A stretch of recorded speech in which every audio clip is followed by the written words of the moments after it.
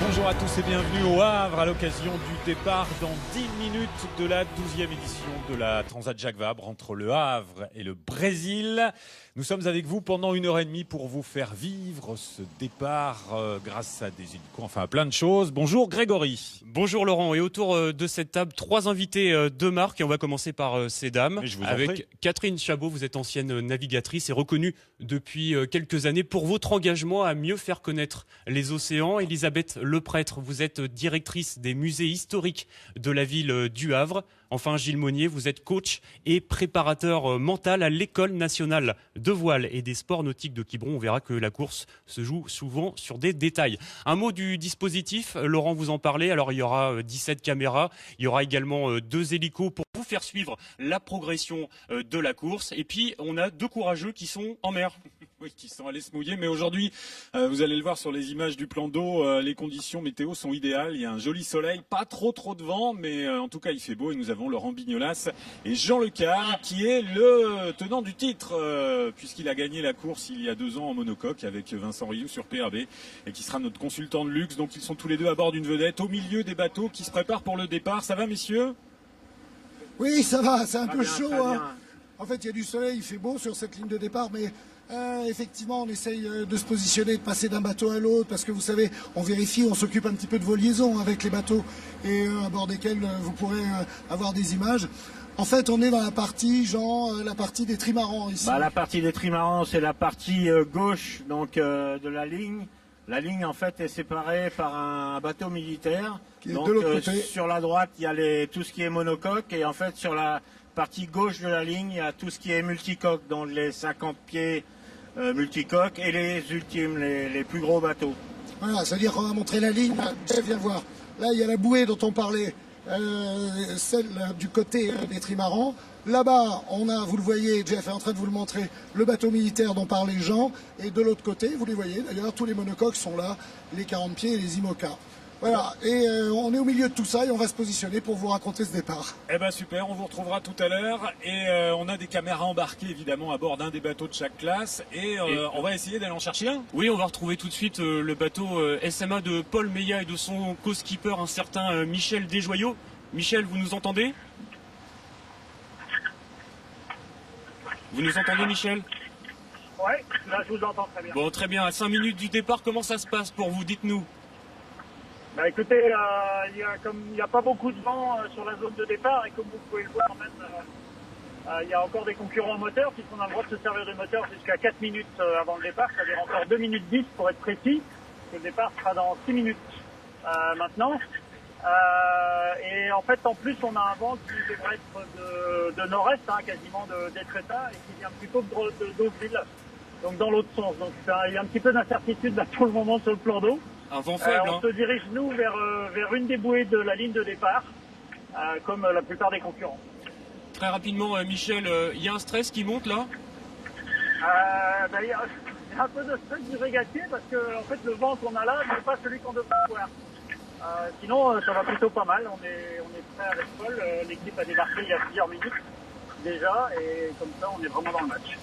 Merci Michel, on essaiera de vous avoir tout à l'heure à nouveau après le départ, mais en tout cas merci de nous répondre à quelques minutes seulement du départ. On se doute que vous avez quand même autre chose à faire. Et la journée a commencé très tôt pour tous ces skippers tout à l'heure sur le bassin Paul Vatine au Havre, puisque c'était le moment de quitter ce bassin, de passer l'écluse et d'aller rejoindre cette zone de départ. Ce sont les ultimes qui à 6h30 ce matin ont commencé. Et croyez-moi, quand on fait passer Sodebo ou Massif dans les écluses, c'est déjà quelque chose et c'est le premier stress avant le départ, je pense, pour les skippers, parce qu'il n'y a pas beaucoup de place dans l'écluse. Et puis ensuite, Actuel d'Yves Le Blévesque qui est Jean-Baptiste Levaillant. Et puis le Prince de Bretagne de Lionel Le Monchois et Bilou Roland Jourdain. Et puis ensuite, ce sont les équipiers. Donc une fois que tout le monde était sur la zone de départ, ce sont les équipiers qui étaient encore à bord. Il a fallu les débarquer. Exactement. Catherine Chabot, vous avez disputé cette Transat Jacques Vabre en 1999. Il y avait une émotion au départ, forcément. Hein. Comment ça se passait ? Forcément, quand on franchit, quand on se prépare là, ils sont à 5 minutes du départ. Voilà, on les voit débarquer là. Voilà. Je pense qu'ils sont. moins de l'émotion que de la concentration. Il faut faire attention, effectivement, à pas se rentrer les uns dans les autres, bien évidemment, et à bien se positionner par rapport à la ligne. Il peut y avoir du courant, là, il y a du courant. Donc, je pense que c'est surtout de la concentration. Gilles Monnier, vous, le coach et préparateur mental, il y a forcément un shoot d'adrénaline. Hein. Comment on gère ça? Il y en a plusieurs shoots d'adrénaline. Il y en a forcément au départ du port, hein, puisque on quitte souvent les familles, et voilà, et puis on part vers la régate. Et puis effectivement, il y a ce moment pré-départ, on quitte les hommes de confiance, on se retrouve à 2 sur le bateau, et puis là, il faut commencer un petit peu à se parler. Souvent aussi un petit peu à se calmer. Ça peut être le cas, puisque dans les pics de stress, quand le stress est trop important, il peut générer des comportements pas forcément très bons. Mais enfin, en général, ces régatiers sont habitués. Oui, ce ne sont pas des perdreaux de l'année, comme on dit la plupart. Hein. C'est des gars quand même pour faire une transat. Faut pas arriver sur un bateau pour la première fois. Alors on parle du départ. On peut peut-être regarder la carte quand même de ce départ, puisque pour ceux qui connaissent un peu le Havre, le départ est situé en face du cap de la Hève. Et puis ils vont monter, aller chercher une bouée tout droit en face du port d'Antifer, en gros, la laisser à tribord, donc à droite, et ensuite aller virer 2 petites bouées, enfin 2 bouées qui sont l'une au-dessus de l'autre devant Étretat, et ensuite direct vers le Brésil et Itajaí. Et à noter que, comme en 2013, eh bien, tous les bateaux s'élanceront sur une même ligne de départ, des petits, des grands, des moins rapides aux plus élaborés. Voici une revue d'effectifs des 4 classes qui composent cette Transat Jacques Vabre. 84 marins pour 42 bateaux, sur une ligne de départ qui compte 4 catégories. D'abord les multicoques, et dans cette grande famille, commençons par ceux dont on parle le plus, les ultimes. C'est la première fois dans l'histoire de la Jacques Vabre qu'ils sont autorisés à rentrer dans l'arène. Ils sont 4 à prendre le départ, des trimarans géants, dont la taille varie entre 21 et 32 mètres de long pour Sodebo, skippé par Thomas Colvin. Eux sont les plus puissants, les plus rapides de la flotte. Tous à même de naviguer à plus de 30 nœuds. En toute logique, l'un de ces 4-là devrait battre le record de la dernière Jacques Vabre, et qui sait, flirter avec l'objectif symbolique des 10 jours pour relier le Havre à Itajaí. Ensuite, toujours dans la catégorie des multicoques, il y a les multi 50. Ils sont également 4 dans cette classe-là, bien plus petits que les précédents, ils mesurent 50 pieds, moins extrêmes que les ultimes, ils sont néanmoins capables d'avaler une transatlantique à vitesse grand V. Passons maintenant dans l'univers des monocoques, et commençons par les IMOCA. Ils sont 20 à batailler dans cette catégorie, tous ont la même taille, 60 pieds. Souvent, leurs skippers sont les chouchous du public, car on les connaît mieux, puisque ce sont eux qui sont aussi les vedettes du Vendée Globe. Enfin, toujours dans les monocoques, il y a les classes 40, 14 à prendre le départ, des professionnels venus du Figaro et des amateurs qui ont envie de devenir grands. Ils partent avec moins de budget sur les plus petits bateaux de la flotte, 40 pieds, mais ça n'empêche qu'eux aussi on la gagne, ou la niaque, appelez ça comme vous voulez. En conclusion, 4 catégories, donc 4 vainqueurs, et à la fin, 4 premiers à fêter leur arrivée. Et oui, on verra tout ça dans une dizaine de jours pour les plus rapides du côté du Brésil. Il reste moins d'1 minute maintenant avant le départ de cette 12e édition de la Jacques Vabre. La ligne de départ posée en face du cap de la Hève. On va aller retrouver Laurent Bignolas et Jean Lecam sur leur vedette à l'intérieur de cette flotte. On va vous laisser nous faire vivre ce départ de l'intérieur, messieurs. Eh bien exactement, on est pile poil au milieu de la ligne, juste à côté du bateau militaire qui sépare, je le répète, les 2 zones, avec les multicoques qui sont tous de leur côté et les monocoques qui reviennent sur la gauche du plan d'eau. Et voilà, on est rentré dans la minute, donc là on est déjà dans la course. Là c'est les 30 secondes, là, donc les bateaux commencent à se rapprocher de la ligne de départ. Donc on voit derrière nous la ligne des monocoques. Et là, on a les 40 pieds, on est entouré de 40 pieds là, sur le bateau. Avec un truc extraordinaire, c'est qu'il n'y a jamais eu aussi peu de vent. Ah là, c'est incroyable, on est dans le centre. Ça va partir. On est dans le centre de l'anticyclone. Et c'est parti. Exactement, avec voilà, des bateaux qui sont presque à l'arrêt. Je crois que j'ai jamais vu ça de ma courte vie sur l'eau. Des bateaux qui s'élancent pour une course où en général on a beaucoup de vent. Vous savez qu'on a beaucoup parlé météo ces derniers temps. On sait que le vent fort et la grosse mer les attend un petit peu plus loin et plus tard dans la nuit et demain. Mais là, aujourd'hui, on a presque envie de sortir les transats. Ouais, et on a entendu dans les ordres que donné par la direction de course que c'était un bon départ. Il n'y a pas de rappel pour des gens qui auraient mordu la ligne avant, donc tout le monde part, c'est bon et c'est parti.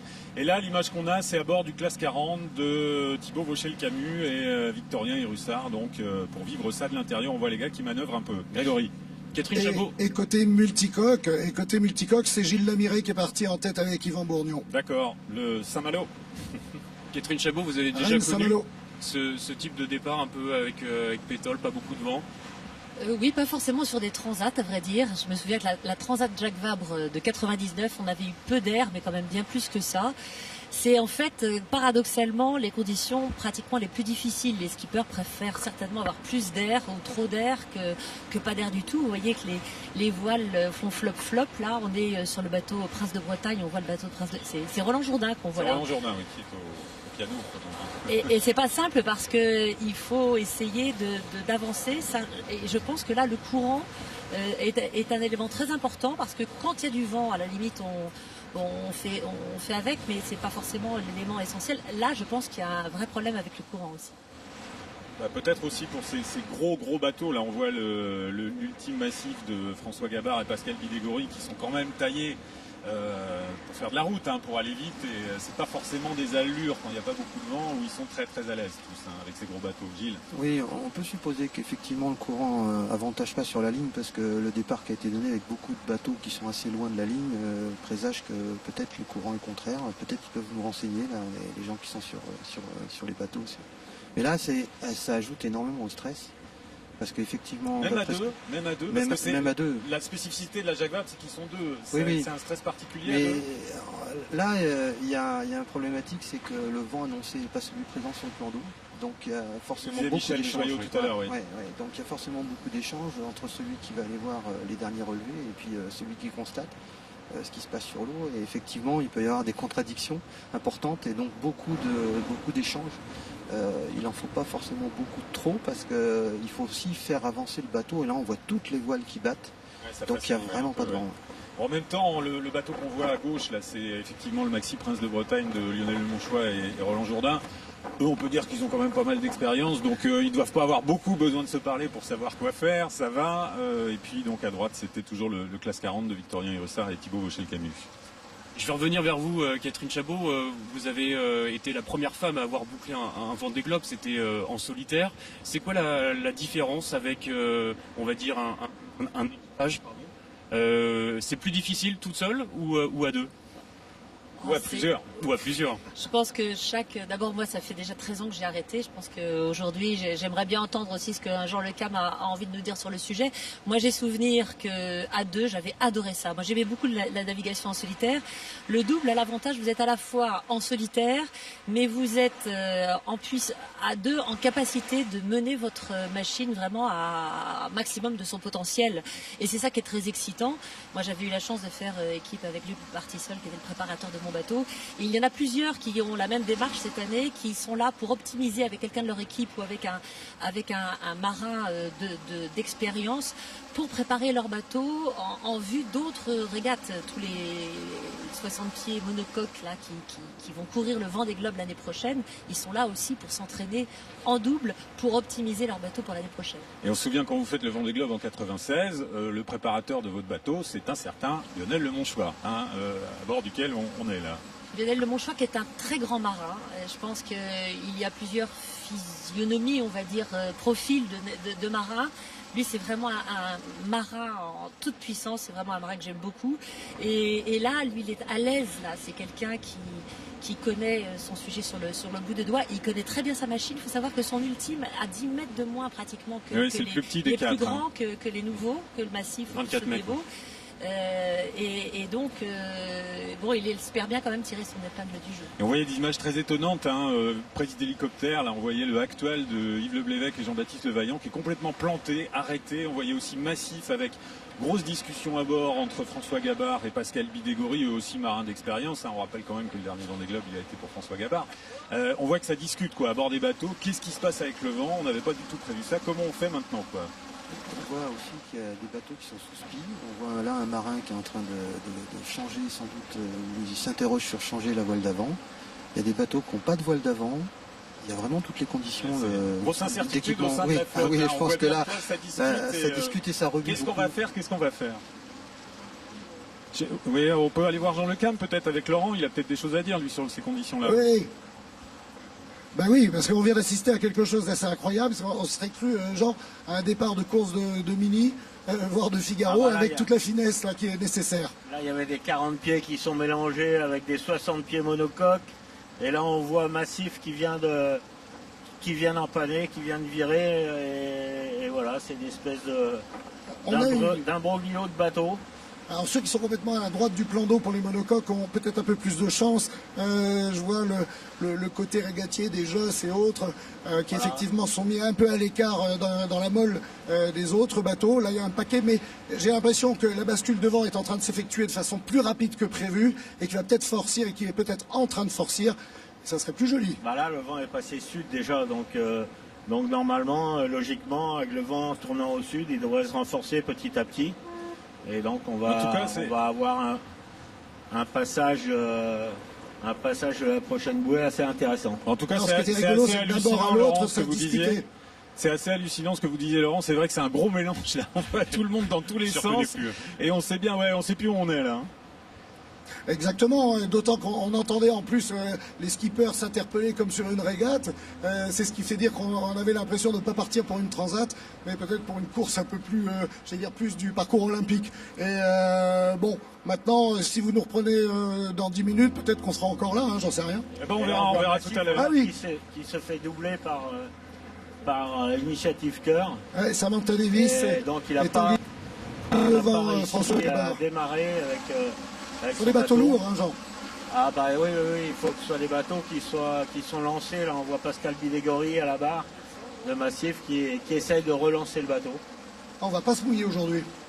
Oui, Catherine ? Oui, peut-être pour que les gens comprennent, effectivement, ils n'ont pas tous le même cap parce que le vent étant pour l'instant de sud, qu'ils vont vers le nord-nord-est pour aller chercher la bouée d'Antifère. Donc ils sont là avec du vent portant et il faut non pas faire la route elle-même, mais peut-être essayer de se rapprocher du lit un peu du lit du vent, tirer des bords de l'arc comme on dit, de manière à essayer d'avancer. C'est pour ça qu'il y en a qui ont décidé qui vont dans un sens et les autres dans l'autre. Ils tirent des bords de l'arc les uns les autres. Je pense que ça doit être d'ailleurs pas mal de tension sur l'eau là. Et vous pensez qu'il y a forcément de la tension sur le conservateur puisque vous avez un lien très particulier avec ce bateau. C'est le bateau skippé par Yannick Bestaven et Pierre Brasseur. Voilà, on va avoir un reportage et voir tout de suite ce que ça donne, un binôme entre un Rochelet et un Ch'ti. Regardez. Cap sur Itajaí. 5400 milles, 10 000 km du Havre au sud du Brésil. Yannick connaît bien la route et pour cause, depuis qu'il a gagné la Mini Transat en 6,50 il y a 14 ans, il l'a traversé bien des fois la Grande Mare. Mais même s'il a déjà remporté cette Jacques Vabre il y a 4 ans, même si cette année avec Pierre Brasseur, ils ont fait 1 et 2 sur les courses d'avant-saison, n'allez pas lui dire qu'il est le favori de cette course. Ouais, le statut de favori en course au large, ça ne veut pas dire grand-chose puisque c'est quand même un sport mécanique et il va falloir éviter les pièges et la casse. Mais c'est sûr qu'au vu de nos résultats et puis de notre expérience, on commence à être parmi les favoris, mais il y en a d'autres. Il y a un monsieur qui s'appelle Nicolas Troussel qui a gagné plusieurs Figaro, qui est aussi favori que nous, je pense. Donc on ne sera pas les seuls, mais en même temps, ça me va bien, il n'y a pas de problème. Yannick et Pierre, des solitaires dans l'âme. Pendant 20 jours, ils vont se relayer toutes les 2 heures pour faire avancer le bateau. Ça fait 1 an qu'ils naviguent ensemble, un équipage bien rodé donc. Cassou les maisons, profite canard maison, que demande le peuple? Manger, dormir, barrer. Pierre découvrait le large quand Yannick signait ses premiers exploits de marin. Tous deux, le vieux briscard et le skipper confirmé, partagent la même idée de la course au large. On a vécu un peu le même genre d'aventure et puis du coup on a un peu la même façon de naviguer. Vieux briscard, je sais pas, il y a encore plus briscard et plus vieux que moi, heureusement. Je suis plus dans la catégorie des jeunes espoirs, on va dire. La marraine du conservateur, c'est Catherine Chabot, une évidence pour le chef d'entreprise Rochelet qui équipe désormais tous les bateaux de course avec son hydrogénérateur, de l'électricité non polluante. Parce que la mer est fragile et que lui, comme elle et tous les autres, ont envie de prendre le large encore longtemps.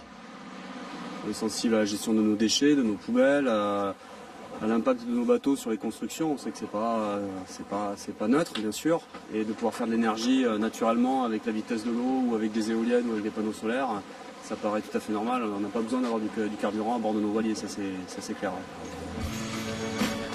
Itajaí, oui, c'est loin le Brésil, mais les deux marins espèrent bien être les premiers de l'autre côté de la Grande Mare. Oui, Catherine, c'est un bateau qui est taillé développement durable, on va dire ça comme ça. Hein. Oui, enfin, on pense que Yannick est quelqu'un qui a développé il y a déjà quelques années des hydrogénérateurs. Il a créé une société Watt&Sea. Et aujourd'hui, il est en train de prouver qu'on peut trouver, grâce aux énergies renouvelables, trouver des alternatives aux moteurs qu'on avait avant sur nos bateaux. Et enfin, ça ne veut pas dire qu'il n'a pas aussi un moteur sur son bateau, mais aujourd'hui, l'efficacité de ces hydrogénérateurs permet de couvrir vraiment le besoin d'énergie. Et c'est un bateau qui a été mis à l'eau pour la route du Rhum l'année dernière, qui est parfaitement affûté. C'est sûr que c'est un bateau qui peut vraiment prétendre au podium. Comment vous êtes connu avec Yannick? Pourquoi vous avez accepté d'être la marraine du conservateur? On s'est connus il y a longtemps parce que Yannick a beaucoup navigué avec Yves Parlier. Et donc je le connaissais à l'époque où il était préparateur du bateau d'Yves. Et puis ensuite, comme nombreux des jeunes skippers ont d'abord fait leurs armes avec d'autres. Et puis quand il m'a proposé, sans doute peut-être au travers de mes engagements, et forcément moi j'ai accepté. Alors il était amusant Yannick parce qu'il est skipper, chef d'entreprise. C'est Pierre Brasseur qui s'occupe de son bateau quand il s'occupe lui de sa société. Et c'est un binôme vachement intéressant parce que Pierre est un gars assez... Alors il est décrit comme placide, je connais pas Pierre, mais posé, etc. Je pense que... Je sais pas comment ça se passe là tout de suite à bord avec les conditions du départ. Yannick est quelqu'un d'un peu plus impulsif. Donc c'est un binôme qui se complète bien. Gilles, est-ce qu'il y a dans ces moments-là, quand on est deux à bord, une vraie histoire de confiance l'un dans l'autre, quoi? Parce que il faut avoir confiance en soi, mais il faut aussi avoir confiance dans celui qui est à côté sur le bateau. Oui, il n'est pas rare de trouver, par rapport à ce que disait Catherine, quelqu'un qui modère un peu. C'est d'ailleurs un des axes de travail quand on fait échanger deux équipiers sur un bateau. Il y a quelqu'un qui est capable, outre les aspects techniques, tactiques qu'il partage. Il y a aussi souvent une association qui se passe bien avec quelqu'un qui est plutôt modérateur et plutôt quelqu'un qui va être réactif. L'association marche bien le plus souvent. On appelle la complémentarité aussi. Voilà, c'est nécessaire parfois sur un bateau. Ouais. On dit que qui se ressemble s'assemble, les opposés s'attirent. Où est finalement la vérité? Je crois qu'il y a un aspect de complémentarité, ça c'est sûr. Et il y a un aspect de connivence qui est plus sur l'onde affectif, relationnel, qui est important à prendre en compte dans c'est complémentarité et connivence. Elisabeth, ça a l'air de se réguler un peu sur le plan d'eau. Là, Catherine, je ne sais pas ce que vous en pensez, mais chacun commence à trouver un peu ses marques. Là, on voit Massif qui est en train d'accélérer progressivement. Et on voit la côte, donc cette côte du Havre, autour du Havre. Il y a une vraie histoire ancienne, très ancienne, entre le Havre, l'Amérique du Sud, le café. Et ça date vraiment pas d'hier. Et c'est d'ailleurs toujours économiquement très important pour le Havre. Bien sûr, le Brésil, c'est un pays extrêmement important pour le Havre. En 1546, vous savez que 28 bateaux havrais sont partis vers le Brésil. C'est tout à fait énorme. À l'époque, ils n'allaient pas chercher du café, ils allaient chercher un bois qui permettait de teindre les tissus en rouge. C'est quelque chose d'assez rare. Il y avait beaucoup de manufactures de tissus le long de la Seine. La Normandie est une ville d'eau.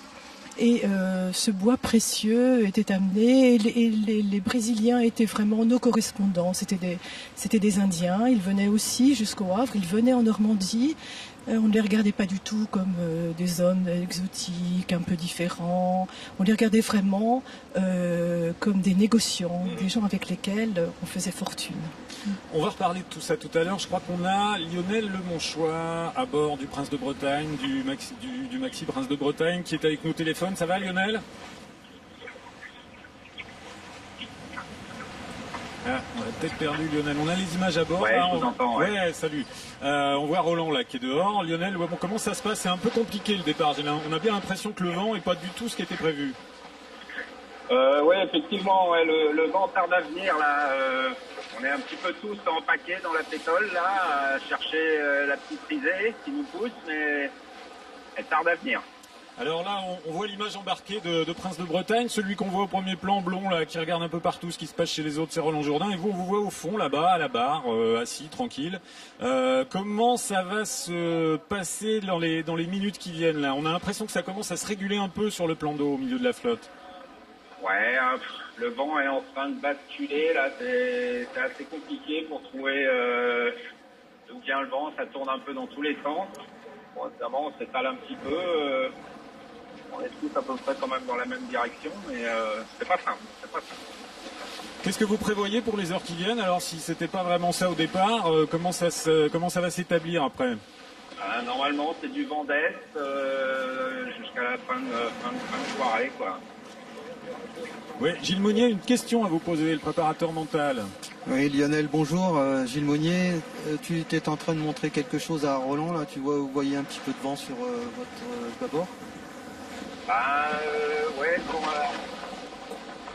le vent il tendance à partir à droite, là.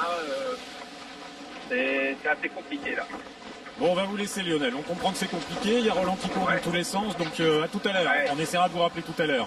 Il faut que je manque de concentration. Bon, ouais, bah oui. Faut que tu travailles. Salut Lionel. Les quinquas géniaux, comme l'appelle Fanny, leur attachée de presse. Les deux quinquas géniaux. 51 ans pour Roland et 55, je crois, pour Lionel. Alors là, on voit la grande incertitude, Grégory, de la flotte des monocoques. C'est le Hugo Boss d'Alex Thompson. Il est très particulier. Il est vraiment très étonnant. D'abord, il est tout noir, mais il est magnifique. Hein. Esthétiquement, il est magnique.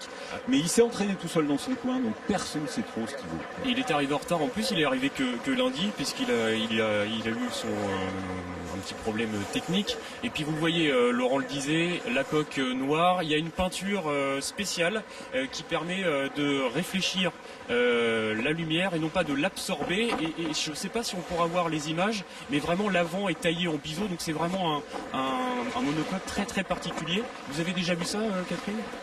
Non, pas sur cette peinture-là, mais je voulais évoquer. Regardez, on voit bien sur cette image-là. On va parler des foils. C'est quand même la première transat où les monocoques sont équipés de foils. Alors, il y en a 5, oui. Voilà, il y en a 5 qui sortent tout fraîchement de leur chantier. Et c'est une grande question. Qu'est-ce que ces foils qui sont supposés aider les bateaux lever le bateau, en fait, à se sustenter, à alléger le bateau. Ouais. Qu'est-ce qu'ils vont donner par rapport aux bateaux des anciennes générations? Alors, Armel disait en plus, Armel Lecléache, le skipper de Banque Pop 8, Banque Populaire 8, disait que pour Alex Thompson, le bateau Hugo Boss, il a un système de foils qui est un peu à part en plus. Donc vraiment, il s'est entraîné tout seul dans son coin. Il a des foils pas comme les 4 autres, donc vraiment c'est l'immense incertitude ce bateau du Britannique. Oui, alors les foils, c'est quand même une révolution aujourd'hui. Ça a commencé par les petits bateaux. Il faut savoir que justement l'École nationale de voile et des sports nautiques est le centre d'entraînement national des foils. Hein. Donc on a des mottes, on a des GC32, on a des fantômes. Et c'est vrai que c'est vraiment une génération nouvelle avec notamment en termes de pilotage aussi un gain de vitesse, des problématiques d'équilibre. Aussi des problématiques technologiques. Donc là, ça va vraiment être aussi un révélateur cette course, hein, parce que en fait, c'est aussi des bateaux qui sont faits pour des Vendée Globe, donc 3 mois de navigation en solitaire sur des foils. Ça, c'est un vrai enjeu. Et ça modifie un petit peu aussi les routes parfois à trouver. Armel Lecléache disait faut allonger un peu parce que ils sont dans certaines allures plus rapides que les classiques, dans certaines d'autres. Enfin, tout ça c'est technique. On parlait de l'École nationale de voile de Quiberon. Il y a un autre endroit où on fait beaucoup de voile. Et alors là, depuis des années, et Michel Desjoyaux qu'on essaiera d'avoir au téléphone tout à l'heure, il n'y est pas pour rien. C'est Port-la-Forêt, la vallée des fous, comme on l'appelle. On va aller voir là-bas comment tout a commencé à Port-la-Forêt. Premier jour d'automne dans le Finistère Sud, entre Concarneau et Fouesnant, escale à Port-la-Forêt. Une marina paisible, pourtant on la surnomme la vallée des fous. Depuis 25 ans, c'est le refuge des meilleurs skippers de la voile française. Tous sont membres du Pôle France, l'école des champions de la course au large. Comme dit mon ami Jean Lecam, vaut mieux être moyen chez les bons que bon chez les médiocres. C'est quand même le top du top, quoi. Du coup, moi je leur dois tout quasiment. Au mur, le Pôle France exhibe ses stars. Des vainqueurs du Vendée Globe, de la Solitaire du Figaro ou de la Transat Jacques Vabre. Chaque année, 52 skippers sélectionnés sur dossier intègrent ce centre d'entraînement, la voie royale vers la course en solitaire. C'est un peut-être des plus grands paradoxes du pôle, c'est qu'on est les concurrents directs en course et en même temps on s'entraîne ensemble.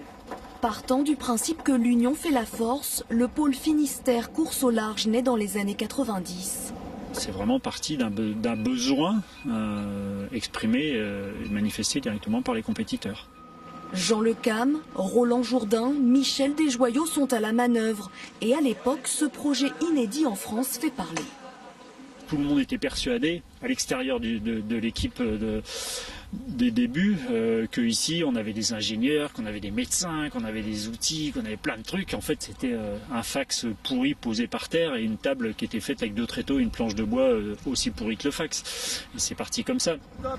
Aujourd'hui, le pôle France n'a plus rien à prouver. Sa méthode a fait ses preuves. Des parcours très variés avec beaucoup de manœuvres.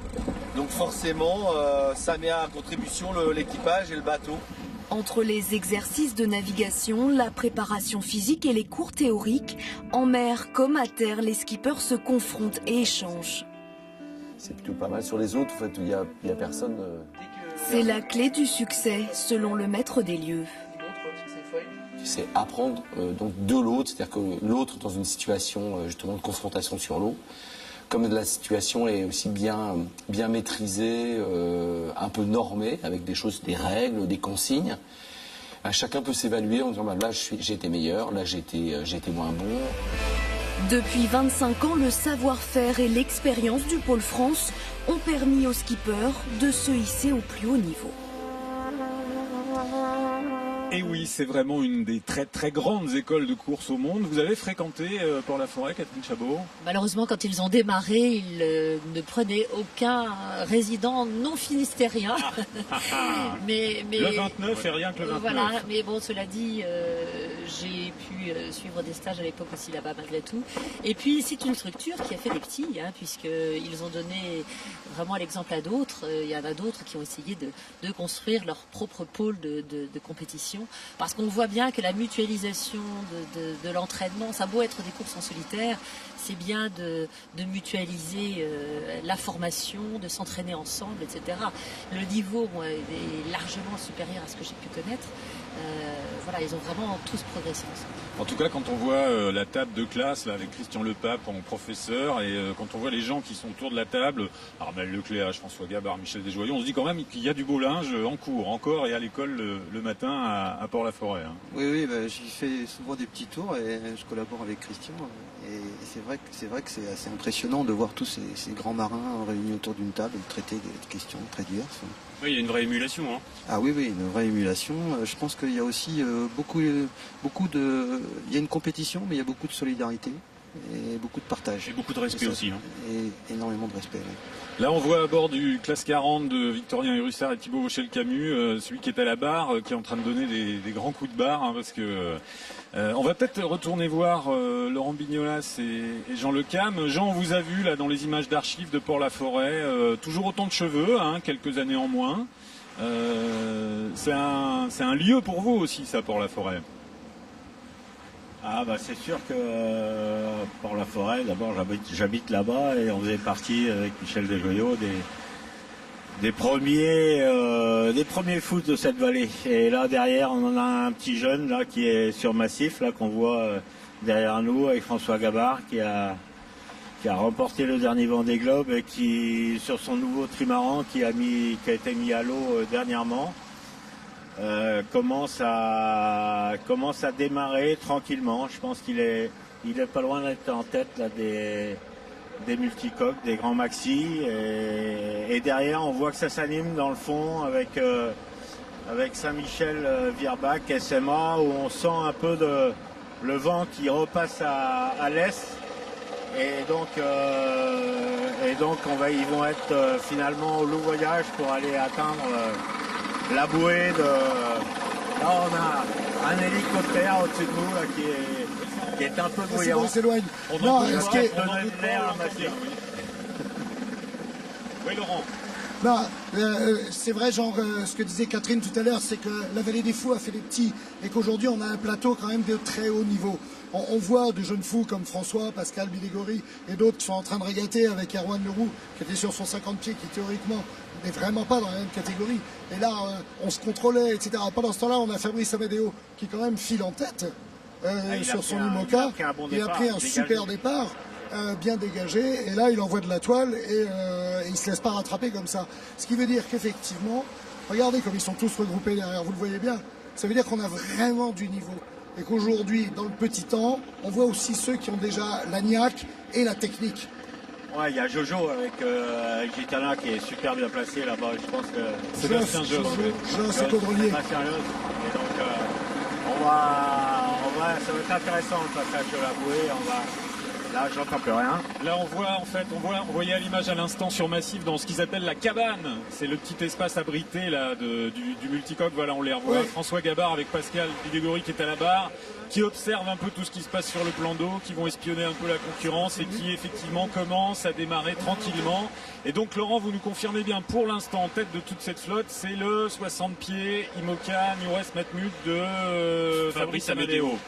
Éric Perron. Absolument, il est en tête et effectivement derrière il est talonné par deux régatiers, Josse et Caudrelier, comme par hasard des figaristes et des gens qui ont l'habitude de maîtriser leur monture dans le petit temps et de rester au contact et de tout faire pour nous offrir, pour garder de belles places et contrôler la course, parce que c'est ça qui est important dès le départ, Jean. Laurent Jean, est-ce que vous voyez déjà... Laurent Jean, est-ce que... Mais non, mais on a un hélicoptère. Oui, ça s'entend. Hein. Oui, ça on le voit pas, oui, mais on l'entend bien. Voilà, on voit celui dont nous parlait tout à l'heure Jean, c'est-à-dire le voilier Edmond Rothschild de Sébastien Josse et Charles Caudrelier, vainqueurs il y a 2 ans en multicoque et qui vont essayer de doubler la mise en mono cette année. Superbe bateau, ce Edmond Rothschild. Oui, avec un record, Sébastien Josse et Charles Caudrelier qui avait mis 11 jours et 5 heures pour relier Itajaï en 2013. À mon avis, ça va jouer autour de 10 jours. Alors tout à l'heure, Elisabeth, on parlait du Havre. Là, on est en train de se rapprocher, Jean Leclerc me disait à l'instant, de cette fameuse bouée anti-fer. Et il y a un lieu extrêmement étonnant dans ces parages, alors là qui nous ramène des années en arrière, au temps de la guerre froide entre le bloc de l'Est et l'Occident. C'est une base de l'OTAN. Où on était allé tourner il y a quelques années. C'est un lieu extrêmement étonnant. En fait, elle servait de réserve de pétrole à l'OTAN en cas de Troisième Guerre mondiale. En cas de Troisième Guerre mondiale. Là, nous sommes tout à fait dans la crise des missiles. Nous sommes en 1962. Des missiles étaient sur le point de s'installer à Cuba et les États-Unis ont fortement réagi. Ils avaient aussi des missiles en Turquie qui pointaient vers l'URSS. Et nous avons vraiment, pendant quelque temps, le monde entier a cru à une Troisième Guerre mondiale.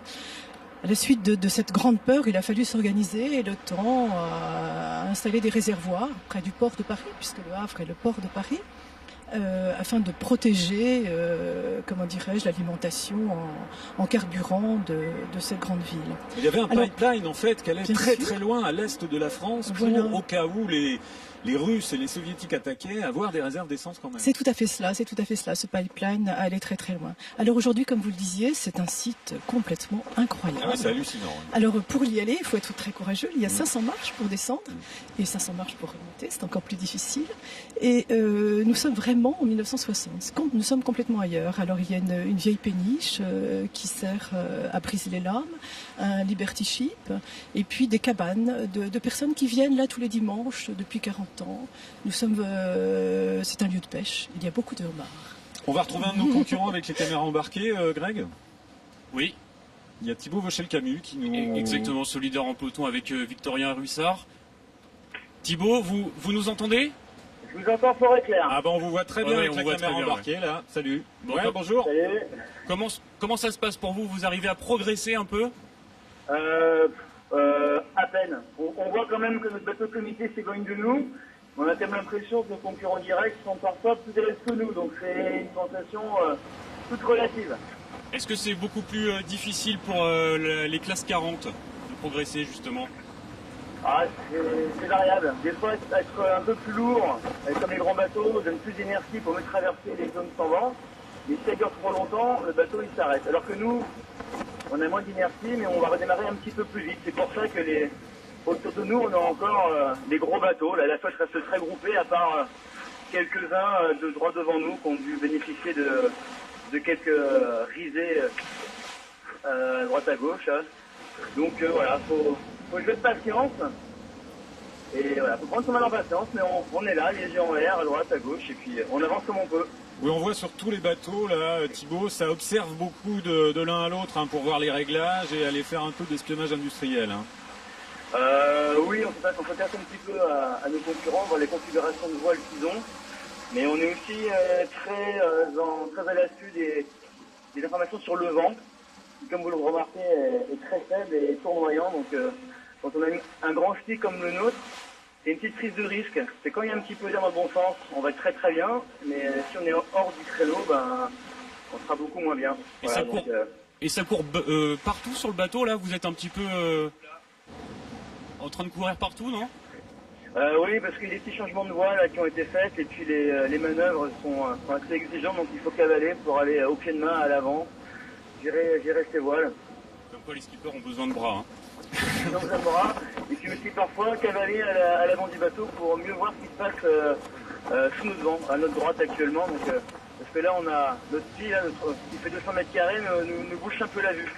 Merci Thibaut, on essaiera de vous retrouver tout à l'heure. Gilles, vous vouliez ajouter quelque chose? Oui, c'est un moment à la fois de charge émotionnelle, mais aussi de charge attentionnelle énorme, parce que, il va falloir faire avancer le bateau à aussi petite vitesse qu'ils sont actuellement, et puis surtout, effectivement, regarder sans cesse.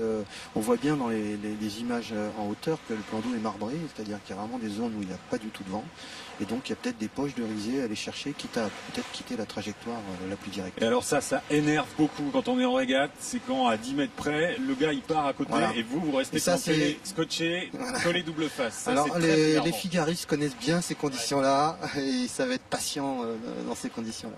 Catherine? Oui, deux mots. Un, pour dire que ce qui est assez surprenant, c'est qu'effectivement, certains bateaux sont déjà plus ou moins au près. Et d'autres, on a vu Victorien et Russard, il est encore sous spi, c'est-à-dire qu'il n'a pas le même vent derrière que ceux qui sont devant. Enfin, peut-être que Jean Le Cam et Laurent Bignolas nous préciseraient ça. Un mot de Victorien et Russard qui mène un projet formidable aujourd'hui, l'Energy Explorer. Il essaie de mettre au point et de faire partir un multicoque, un ancien bateau de course avec Fred Dairel, qu'ils veulent équiper en énergie renouvelable uniquement, et c'est un joli projet. On a vu là donc ceux qui sont, d'après Laurent et Jean, en tête de la flotte, Fabrice Amadeo et Eric Ron sur New West Matmut. Et là, on continue à survoler la flotte. On va peut-être revenir un peu sur les éditions précédentes de cette Transat Jacques Vabre. C'est la 12e édition donc, qui est partie. 22 ans d'existence. 22 ans d'existence. Et ça veut dire qu'il y en a eu 11 avant et il s'en est passé des choses. Oui, il s'en est passé des choses avec des heures glorieuses et puis des heures un petit peu plus sombres. Voici les principaux faits marquants de cette Transat Jacques Vabre.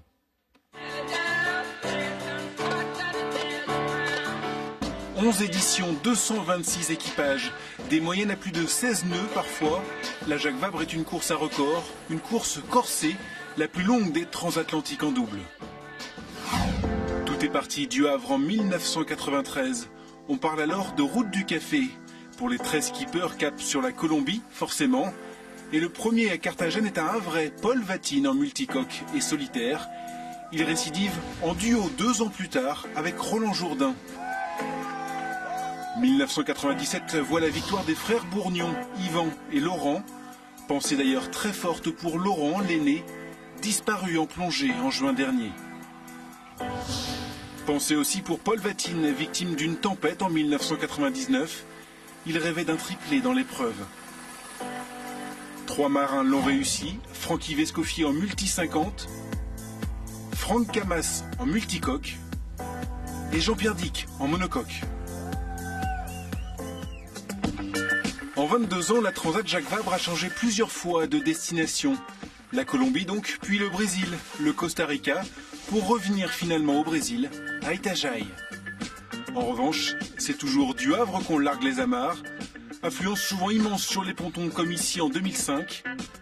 Mais douche froide en 2013, le départ est reporté de 4 jours à cause de gros grains météo. Cela ne refroidit pas Sébastien Josse et Charles Caudrelier, chaud bouillant sur l'une des nouvelles Formule 1 des mers, le mode 70. Le binôme fait une traversée expresso de l'Atlantique en seulement 11 jours, 5 heures, 3 minutes et 54 secondes. Impressionnant. Et cette année, on a forcément une pensée pour une grande navigatrice qui nous a quittés en mars dernier, c'est Florence Artaud. Elle avait d'ailleurs participé à cette Transat Jacques Vabre en 2007. Catherine, vous l'avez connue, Florence. Quel souvenir elle vous a laissé ? Moi, j'ai moins connu Florence que les marins comme Jean Le Cam, qui l'a bien connu, puis qui ont navigué avec elle, ou d'autres. Il y a Jean-Baptiste Le Vaillant, là, qui court sur Actual et qui l'a très bien connu, Florence. Et ben, c'était un grand marin, Florence. Oui, ça, c'est des images à Cannes, à l'occasion des régates royales. Les organisateurs ont souhaité que nous célébrions, voilà, c'était une journée à sa mémoire et c'était vraiment très très émouvant. Son frère est venu, j'étais sur le bateau d'Yves Monet et avec des navigatrices. Vous savez que Florence, avant de disparaître, était sur un joli projet. L'Odyssée des femmes. L'Odyssée des femmes. Et je l'avais croisée au salon nautique 2 mois avant. Elle m'avait dit, il faut absolument que je te parle de cette course pour faire naviguer des femmes de pays du pourtour méditerranéen. Et puis elle voulait aussi s'engager sur l'environnement, Florence. Elle avait envie vraiment de s'ouvrir plus. Voilà, c'était sa générosité. Un grand marin qui est parti. Est-ce qu'il y avait retrouvé une solidarité féminine dans un monde d'hommes, hein ? Oh, je pense qu'il y avait surtout du respect mutuel. Elle a toujours, on s'est peu croisé avec Florence. Moi, elle a gagné la Route du Rhum. Moi, je démarrais la course au large, donc vraiment, je suis plus proche d'Isabelle Autissier ou d'Hélène MacArthur. Mais malgré tout, elle avait beaucoup d'affection et de respect pour les marins en général et les femmes en particulier. Oui. Alors, on a parlé de Florence. Moi, j'aimerais bien qu'on ait une petite pensée pour Jean Morel aussi, qui a fait lui aussi la Transat Jacques Vabre, qui était un super marin, qui a perdu Paul Vatine en course sur cette Transat Jacques Vabre et qui nous a quittés il y a peu de temps, un grand bonhomme, Jean Morel. Et on peut peut-être aussi reparler de Laurent Bourgnon, lui aussi qui est parti. Il y a son frère Yvan qui est en course. Les deux avaient remporté la Transat d'ailleurs en 1997. Et Yvan qui revient cette année sur un multi 50 comme un hommage à son frère. Yvan Bourgnon n'avait pas prévu de se relancer dans la course. Il le fait en souvenir de son frère, Laurent, double vainqueur de la Route du Rhum, disparu en mer l'été dernier.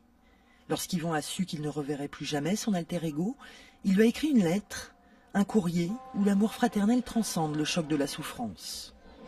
Tu avais ton propre carburant, un savoureux mélange d'humanité et de perfection technique.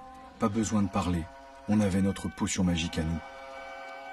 Laurent, il avait surtout la réputation d'être un super préparateur de bateaux. Il avait des bateaux hyper fiables. Il avait arrivé vraiment à allier performance et fiabilité. Pendant que les autres cassaient, lui, il était toujours là. En 1997, les frères Bourgnon remportent la Jacques Vabre à bord du Primagaz. Dans sa lettre d'adieu, Yvan ajoutait « On n'a jamais su se dire que l'on s'aimait, pourtant on était en communion parfaite. » Je pense très fort à Laurent, je suis plus que jamais connecté à lui, il va être avec nous, il va nous accompagner sur cette course. C'est le meilleur souvenir de ma vie sur l'eau, cette Transat Jacques Vabre avec mon frère. Donc je vais forcément ressentir tout ça pendant la course. Notre seul réconfort est de te savoir parti exactement comme tu l'avais imaginé, sans trace, dans une passion des profondeurs. Le petit prince de l'Atlantique s'en est allé, le frère cadet reprend la mer.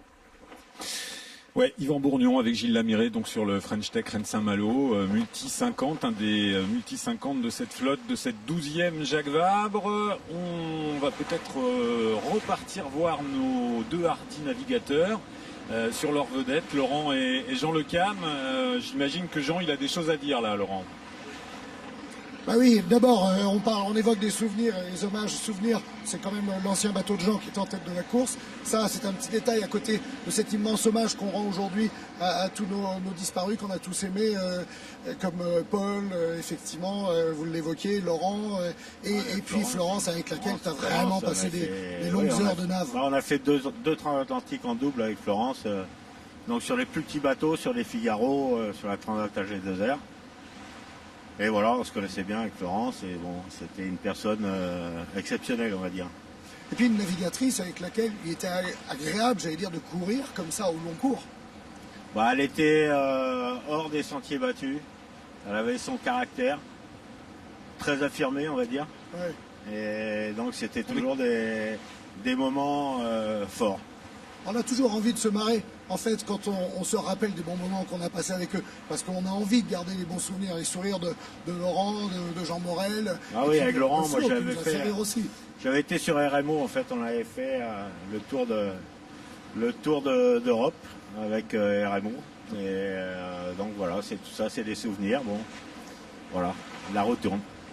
On n'est jamais très très bavard quand il s'agit d'évoquer toutes ces riches d'heures qui sont dans nos esprits à tous, que ce soit Catherine et d'autres navigateurs.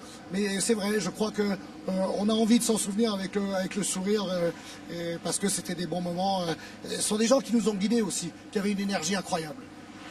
Oui, ils nous guident toujours, parce qu'il y a toujours un esprit qui reste, il y a toujours des phrases dont tu te rappelles, il y a toujours des attitudes qui sont là, il y a toujours... ce sont des gens qui ont marqué leur histoire et qui par le fait, marquent le futur. Allez, un petit souvenir.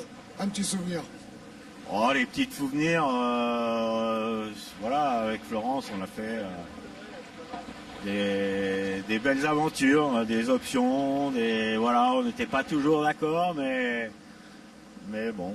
Jamais d'engueulade. Jamais d'engueulade, si, des fois, quand même. Voilà, et c'est pour ça qu'on aime bien être sur l'eau. C'est parce qu'ils sont avec nous encore. Ou pas trop marqué les engueulades, alors on va dire. Alors, si j'ai bien compris, c'est toujours Fabrice Amadeo et Éric Perron qui sont en tête, puisque vous êtes à côté d'eux. Laurent, c'est ça, le 60 pieds? Ouais, mais on a exactement, mais vers la côte, plus sur la côte, on a le héros modeste et anonyme. Et puis, n'oubliez pas qu'on aperçoit quand même qui pointe son nez, Michel Desjoyaux sur SMA là-bas, avec toujours nos Joss et Caudrelier qui les marquent à la culotte. Et je pense que ça va être chaud dans quelques milles quand même. On est où par rapport à rouler leur Jenaker, hein, et donc passer sur la voile, comme on appelle le J1, qui est une voile plus fine, faite pour aller contre le vent. On est où par rapport à cette bouée par rapport à cette bouée, Laurent, d'Antifer là? On est à 3000. 3-4 000. D'accord. 3-4 000 dans l'axe du vent. Bon bah oui, ça va commencer à partir vers la bouée, donc rapidement là. Absolument. Et pour info, le bateau New Rest Matmut avait remporté le prologue il y a une semaine. Vous vous souvenez, Laurent? Oui, tout à fait. Exactement, donc ils sont particulièrement en forme les deux skippers, là, Fabrice Amadeo et Éric Perron. Et Fabrice Amadeo le dit souvent, je suis quelqu'un d'organisé. Donc on avait pu le vérifier, on avait pu le vérifier l'an dernier à l'occasion de la route du Rhum. Il était invité dans une émission spéciale qu'on avait faite, et c'est vrai que c'est un garçon ordonné, organisé, ça se voit tout de suite. Alors, tous là, ils vont traverser la baie de Seine, ils vont aller passer le Raz Blanchard, ça veut dire qu'ils vont aller traîner dans des parages extrêmement dangereux, pas tellement pour les conditions de navigation, mais plus pour le trafic. C'est une zone, ce DST comme on l'appelle, ce dispositif de séparation du trafic, le rail des Casquets, entre les cargos qui montent, les cargos qui descendent, les ferries qui traversent tout ça. Alors quand vous rajoutez une flotte de régates et de courses au milieu de tout ça, ça donne des parages extrêmement dangereux, et ça veut dire qu'il y a vraiment une grosse sécurité sur cette Transat Jacques Vabre à assurer. Regardez. L'image avait fait le tour du monde. Il y a un an, quelques heures à peine après le départ de la route du Rhum, Thomas Coville lance un appel de détresse. Le skipper français vient d'heurter un cargo, en pleine nuit, au beau milieu de la Manche. Le flotteur de son bateau n'a pas résisté à la violence du choc. Thomas Coville est un miraculé. Au moment où je lève la tête, je vois ce mur noir passer devant moi et je le touche à d'environ 1,50 m ou peut-être à 3 mètres de son arrière. Pour les skippers, la Manche est un danger permanent. C'est la 3e route maritime la plus fréquentée au monde. Et c'est ici, au Cross-Jobourg, dans le Cotentin, que cet intense trafic est géré. Chimiquiers, pétroliers, porte-conteneurs, chaque jour plus de 200 bateaux se croisent au large. Ça circule beaucoup, c'est pour ça que donc, on a le rail montant et descendant qui est géré donc, ici à Jobourg et qui permet donc, vous voyez ici, hein, et là, de bien séparer ceux qui montent en mer du Nord et ceux qui descendent donc, vers l'Atlantique. Une véritable autoroute de la mer, très réglementée, que les skippers empruntent souvent lors des courses comme la Transat Jacques Vabre. Beaucoup d'entre eux se sont d'ailleurs fait de grosses frayeurs en traversant la Manche. Maintenant, on a des systèmes qui s'appellent AIS, qui nous avertissent un peu des bateaux qui passent. Après, un objet flottant au ras de l'eau qu'on ne voit pas, ça arrive aussi, genre conteneur ou des trucs comme ça, mais ça, on peut pas faire grand-chose. Hein. On se rend pas compte en fait à terre de la fréquentation qu'il y a sur l'eau. En fait, il y a vraiment du trafic et que les collisions, il y en a tous les jours. Malgré les systèmes satellites qui localisent les cargos en temps réel, les collisions sont parfois inévitables avec les bateaux de course qui croisent leur route, toutes voiles dehors. Si les navires de plaisance, notamment les navires à voile avec des matériaux composites, sont difficilement vus au radar, même s'ils ont des déflecteurs radar, et admettons qu'ils passent dans un grain au mauvais moment, au mauvais endroit, le gars à la passerelle du gros navire de commerce, il ne pourra pas le voir. Sur cette Transat Jacques Vabre, le Cross Jobourg va assurer une surveillance spécifique des 42 bateaux qui s'élanceront à l'assaut de la Manche. Pendant les premières heures de course, les skippers vont croiser des dizaines de cargos. Et oui, le rad Barfleur, le rad Blanchard, tout là-haut dans le Cotentin, ce dispositif de séparation du trafic. Faut être hyper concentré à ces moments-là, Gilles. Oui, alors on entendait les commentaires sur ne pas être au mauvais moment, au mauvais moment et au mauvais endroit. Et en fait, la concentration dans ces cas-là, c'est être au bon moment et au bon endroit. C'est-à-dire rester concentré, notamment pour ce qui peut être l'équipier à ce moment-là, sur les avertisseurs et la navigation. Et puis il y a effectivement la concentration sur les périmètres liés à proximité. Et ça, c'est vraiment un moment permanent. C'est rarement à ce moment-là d'ailleurs que les skippers dorment. Les deux, ils se relayent pas à ce moment-là. Donc c'est plutôt après quand ils vont entamer des grandes routes. Et là aussi, les personnalités différentes, ça peut jouer dans cette concentration. On disait que Fabrice Amadeo, il est hyper organisé, hyper carré et tout. Peut-être qu'Éric Perron, il est un peu plus cool, quoi. Oui, alors oui. Donc je travaille aussi avec la voile olympique où il y a aussi des doubles. C'est vrai qu'il y a deux profils qui marchent bien, on va dire. Il y a le rond et il y a le carré. Il y a un carré qui est organisé, qui est vraiment structuré. Et puis il y a le rond qui va peut-être être un petit peu plus impulsif, etc. Mais qui va aussi être très réactif. Et donc cette association, elle marche bien. Et notamment quand il y a des moments un peu périlleux, des moments un peu chauds au niveau de navigation, cette association marche bien. On va peut-être poser la question d'ailleurs à Jean Lecam, on parlait de la sécurité à bord. Jean, on est toujours hyper vigilant vis-à-vis de son binôme, de son coéquipier. Vous avez des anecdotes là-dessus, il me semble? Oui, on a toujours le problème de sécurité. C'est vrai que d'abord sur un départ comme ici au Havre, le problème de sécurité, c'est d'abord d'essayer de bien sortir de ce départ de course et de ne pas casser en rencontrant un bateau accompagnateur. C'est toujours la crainte de ce genre de départ. Sur des temps assez légers comme on a aujourd'hui, il n'y a pas trop de soucis parce que les bateaux ne vont pas très vite et donc on peut très bien anticiper les mouvements des bateaux divers et variés. Jean, désolé, on va vous interrompre, on reviendra vous voir dans un instant. On a Lalou Rouquayrol, skipper du Multi 50 Arkema. Lalou, comment s'est passé ce départ? On a l'impression qu'il n'y avait rien en place comme c'était prévu auparavant.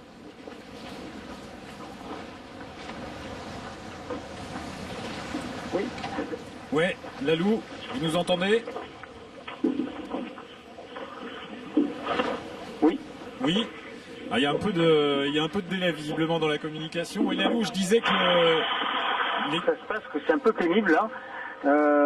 Cette grosse molle qu'on a eu pile poil au départ, on est tombé vraiment, on est passé derrière les gros ultimes et du coup on s'est fait enfermer et voilà. Et après le temps de redécoller, c'est un peu compliqué derrière toute la flotte avec le clapot. Donc voilà, là ça y est, on vient de toucher un petit peu d'air. Il y a 2-3 nœuds, 3-4 nœuds. Ça nous permet déjà d'avancer, c'est beau, et puis de revenir dans le match. Là c'est difficile à dire. Je pense qu'on est là, on doit être dans les. Je pense qu'on est 4, mais bon, ceci il faut voir par rapport à la bouée, mais je pense qu'on doit être 4 tout de suite. Mais bon voilà quoi. Donc ça veut pas dire grand chose en réalité. Ils sont partis un petit peu mieux que nous. Et globalement, voilà, le fait d'être parti un peu plus tôt, donc d'être moins abrité, en fait, qu'on l'a été, ça leur a permis d'aller un peu plus vite sur le départ. Et donc de ne pas subir toutes les vagues, qu'on a pris des autres bateaux. C'est assez instable, le vent est vraiment extrêmement instable. Oui, on voit bien là, ça tourne un peu dans tous les sens, hein, c'est sûr. Tout à fait. Pendant que je vous parle, en fait, je suis en train de régler le bateau. Bah merci alors. On suppose que vous avez autre chose à faire, donc on va vous laisser tranquille, Lalou. Merci en tout cas de nous avoir répondu en direct sur votre bateau Arkema. Bon courage pour la suite. On va retourner voir Jean et Laurent sur leur vedette. Merci à vous. Ouais, salut Lalou. Au revoir. Au revoir. On va retourner voir Jean et Laurent sur leur vedette. Oui, vous aviez des choses à nous dire sur la sécurité à bord, Jean, tout à l'heure. Oui, bah, la sécurité avec tous les nouveaux systèmes, c'est surtout les systèmes de détection des cargos, etc., qui s'appellent l'AIS, qui sont des vrais progrès aujourd'hui. Et on va tous vers beaucoup plus de compétences de sécurité et forcément de savoir où sont les autres. Donc ça, c'est des vrais progrès qu'on a à peu près dans tous les domaines. Et c'est vrai que les moyens satellites qu'on a aujourd'hui, qui se développent de plus en plus, sont des gros éléments de sécurité pour nous. Mais Jean, quand on parle de sécurité, on parle aussi de sécurité des hommes, pas uniquement, j'allais dire, du bateau et de l'équipage, et en duo. On en a un beau duo d'ailleurs, qui se connaissent bien, là, deux gars, Sébastien Josse et Charlie. Il est clair que ce sont des types qui ont navigué très très longtemps, très souvent ensemble. Et c'est parfois un danger, parce qu'à force de bien se connaître, on se fait confiance et on oublie peut-être de surveiller l'autre, non? Et ça, c'est un risque. Bah, le double, c'est la particularité du double, c'est-à-dire quand on est en double, en fait, la problématique, c'est de faire attention à l'autre. Alors, il y a des situations, des fois, assez difficiles, qui est de dire, par exemple, il y en a un des deux qui va se coucher, tu ne sais pas s'il est vraiment allé se coucher. Tu ne sais pas s'il allait se coucher, s'il dort ou s'il n'est plus là. Et donc là, tu as des petits flashs, des petits moments d'inquiétude quand même. Et ça, sur tous les bateaux et tous les coureurs, nous, avec Bernard, sur un tour du monde, donc on a passé en double 84 jours ensemble. Là. Sur le bateau Poujoula avec Bernard Sam, c'est vrai que c'est toujours l'inquiétude de l'autre qu'on a quand on est sur ces courses en double. Et la sécurité, c'est clair qu'elle est omniprésente. Plus en double. Oui, je rigole parce que je repense à une anecdote liée à l'intimité. À un moment, on va aux toilettes et puis on y va discrètement. On est, j'allais dire, sous le vent, un petit peu caché derrière un génois. Et l'autre ne sait plus où est passé le coéquipier. Ça t'est arrivé, ça? Ça, c'est des petits moments d'inquiétude. C'est vrai qu'avec Eric Tabarly, quand j'avais fait une transat de Saint-Barth à Lorient, et voilà, ça m'est arrivé. Mais ce genre de situation arrive bien souvent. Oui, parce que l'autre ne répond pas, je suis aux toilettes. Voilà. Quand on lui demande où es-tu. C'est vrai que c'est des situations assez cocasse. La règle, c'est quand même de regarder l'autre, de penser à sa sécurité, et l'autre fait exactement la même chose, et là on s'en sort. C'est toujours la communication qui est la plus grosse des sécurités, hein. C'est-à-dire qu'il faut dire à l'autre ce qu'on va faire.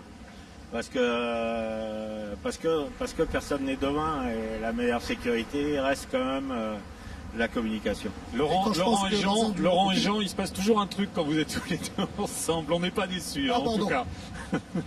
Ok, sachez simplement que ça commence à forcir un petit peu, il y a de plus en plus de vent, ça commence à régater un peu sérieusement là en tête de course, et on a Michel Desjoyaux qui revient sur SMA, sur Edmond Rothschild, et effectivement... On l'a à la manœuvre là, Michel, on l'a à la manœuvre, on le voit au moulinet là, sur sa caméra embarquée, il est sur les moulins à café là, voilà, et ça repart dans l'autre sens. Il est sous notre vent, on le voit. Ouais. Et on a une très belle image, on avait une très belle image de massif aussi. On sent bien que ça commence à décoller un peu sur les patins et que ça commence à accélérer effectivement. Catherine, vous vouliez dire quelque chose? Oui, non, à propos de sécurité et d'attention à l'autre. En 99, sur la Transat Jacques Vabre, on a connu plein de péripéties avec Luc Bartissol et notamment une explosion à bord. Et Luc a été brûlé au second degré. Et à ce moment-là, moi j'ai appelé le médecin de la course qui est toujours là. Mais Jean-Yves Chaud, il fait toutes les courses tout le temps depuis des années. Depuis des décennies, on pourrait dire. Et Jean-Yves, c'est Jean-Yves qui a rassuré Luc, parce que moi j'ai essayé de l'apaiser, j'ai compris qu'il était gravement brûlé, mais c'était pas non plus vital, parce qu'au départ il voulait être évitroyé, il voulait que tout s'arrête tout de suite. Et vraiment Jean-Yves a apporté ce calme et cette compétence nécessaire. Gilles Monnier, on n'a pas parlé de la gestion du sommeil qui est hyper importante en duo. Oui, en duo, en solitaire aussi. J'ai aussi une petite anecdote sur la gestion du sommeil, notamment un coureur qui me raconte qui se réveille, ça sonne et en fait il se rend compte que son bateau n'avance pas et il commence à crier à son équipier, mais règle le bateau. En fait, ils sont des fois dans l'état de tel épuisement, c'était en fait un solitaire. Oui, donc ça n'aurait pas été très normal qu'il y ait un équipier. Mais en fait, ils vont tellement chercher loin, puiser dans leur énergie, les émotions sont multipliées par 10, et la concentration, on manque de lucidité par moment. Et comment on s'entraîne à gérer son sommeil en amont de la course? Alors on dit qu'il faut se mettre dans le rythme. Un des travaux que je propose, en tous les cas, les skippers, que ce soit en double ou en solitaire, c'est essayer d'avoir un rythme un peu avant le rythme. C'est-à-dire, à terre, on va essayer de se réserver des temps un petit peu à soi, déjà, parce qu'ils sont fortement sollicités par les médias, par les partenaires, et puis par toute la logistique. Déjà, essayer de se mettre en rythme par rapport au sommeil, se réserver des petites siestes, des petits moments à eux. Travailler aussi le physique, parce que ça permet d'évacuer le stress. Et donc ça maintient un niveau d'énergie pour être disponible au moment du départ. Donc c'est vraiment un rythme d'essayer de le prendre un petit peu avant le départ. Vous parliez de physique, les marins, les skippers qu'on voit là sont des sportifs de haut niveau. Hein. Ah oui, je crois que peut-être dans le temps, je pense qu'il y a ce facteur-là qui a beaucoup évolué. Je pense que aujourd'hui, on voit bien rapport à la forêt, etc. Mais tout ce qui est mis en place, il y a vraiment un programme de musculation, un suivi. On voit les gabarits, voilà.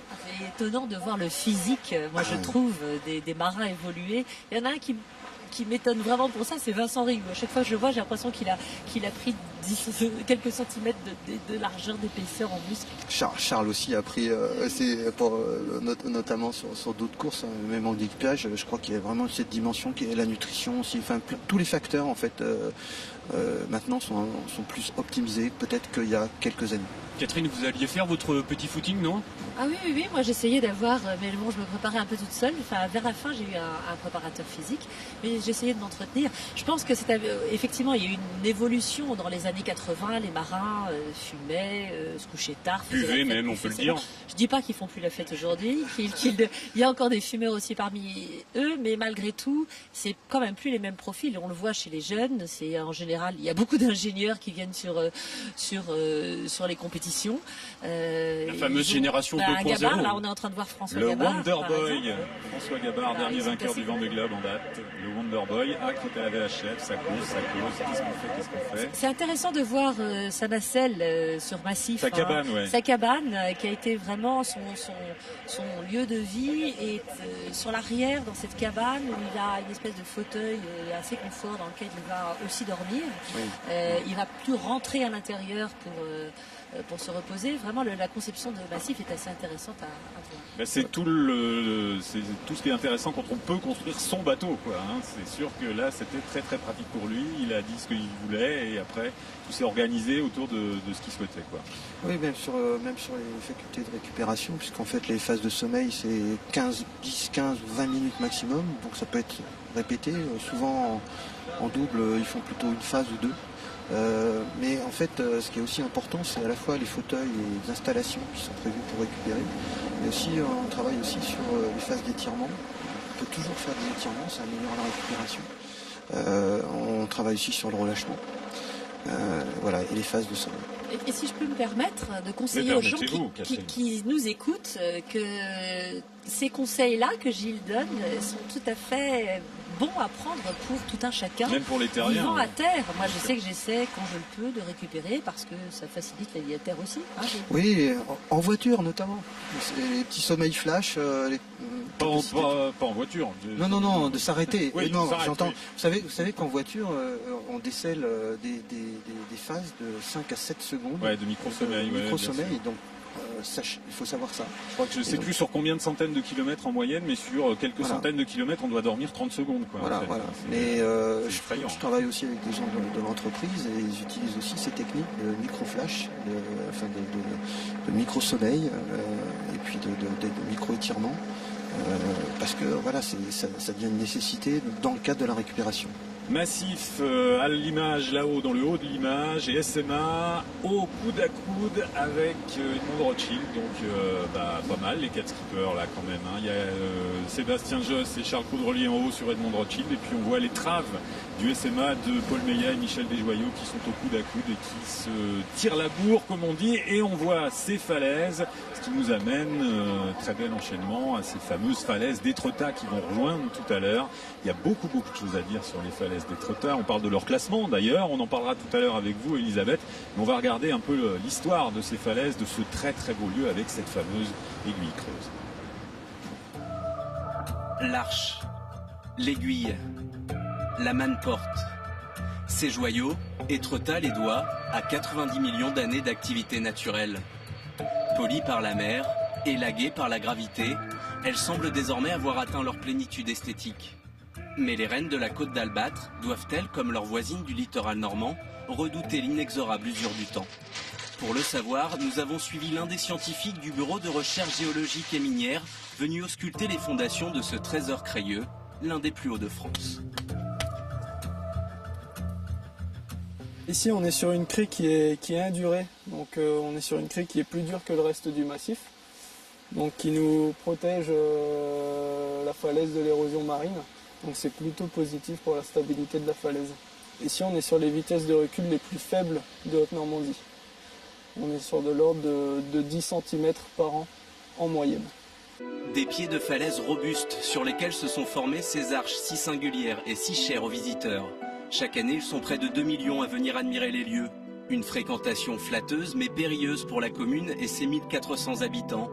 Pour maîtriser le succès de sa ville, le maire d'Étretat inscrit la commune dans le réseau des grands sites de France. La démarche doit permettre de valoriser et pérenniser un territoire aussi fragile que remarquable. Les dangers, on les constate sur notre site, avec une érosion forte sur les cheminements des falaises qui dénaturent et qui peuvent donc altérer ces falaises qui sont uniques. Éloigner les voitures de la ville, développer les modes de transport doux, mais aussi sensibiliser les visiteurs aux enjeux environnementaux. C'est à ce prix qu'Étretat et ses falaises pourront rêver d'éternité. Quel magnifique spectacle, ces falaises d'Étretat. Voilà François Gabard qui sort de sa cabane dont on parlait tout à l'heure avec Catherine. Elisabeth, on va reparler des falaises dans un instant parce qu'on a un invité téléphonique et non des moindres. Bonjour Bilou, bonjour Roland Jourdain à bord de Prince de Bretagne. Alors est-ce que Lionel est un peu plus concentré à la barre que tout à l'heure? Non, c'était une blague, hein, mais c'est vrai que c'est pas facile de faire de la télé et du sport en même temps. Et dans les vents changeants qu'on avait, ça jouait à pas grand chose. Ah bah oui, ça avait l'air de changer beaucoup en plus. Hein. Comment? Ça avait l'air de changer beaucoup en plus, hein, tourner dans tous les sens. Il est toujours concentré, c'est un excellent patron. Bon, comment ça se passe là, quelques dizaines de minutes après le départ? Là, ça commence à être un peu plus clair, on se prend au jeu de la régate, hein, ça va pas changer grand chose sur le résultat final, mais parce que il faut qu'on sorte de cette zone de vol. Le vent est en train de s'installer, là, le vent est en train de passer au nord-ouest, au nord, et on tire des bords en bateau. C'est magnifique, mer plate, pour l'instant c'est super. Qu'est-ce que vous avez dans votre environnement immédiat là, parmi le reste de la flotte? Dans le travers France de Bretagne, sous lui, il y a Sodebo, là, Massif est juste à notre vent. Actual vient de virer, puis on est parmi les premiers monocoques IMOCA qui, par ce temps-là, vont quasi aussi vite que nous. Voilà, quand le vent monte, on va un peu plus vite, mais donc c'est très très élégant sous ces falaises.